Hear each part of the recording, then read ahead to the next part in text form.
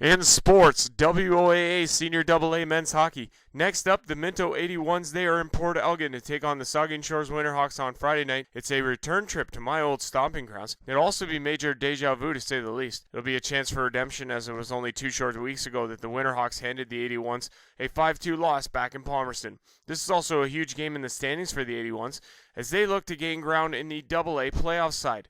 They trail currently 8th place Tillsonburg by a mere 3 points.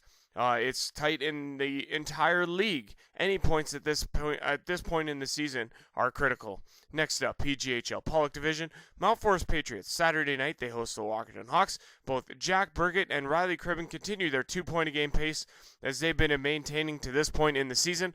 Cribben with 43 and Burgett with 41. Also adjusting well is Blair Butchert. Butchert returned to Mount Forest from the St. Mary's Lincolns, and he's done nothing but put points on the board, as he has 11 points in just 4 games played. Switching over to the GOGHL, Listowel Cyclones. Next up for them, they host the first place Elmira Sugar Kings Friday night.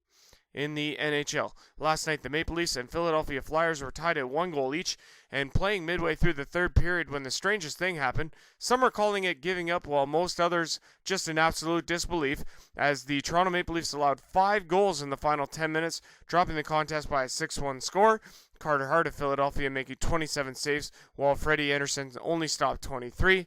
Tonight it's a return home to the friendly confines where they will welcome in an old friend when Nazem Kadri and the Colorado Avalanche roll into town for a 7 o'clock start. It will be Michael Hutchinson starting for Toronto tonight. Finally, NBA Toronto Raptors falling 121-110 in overtime to the Miami Heat.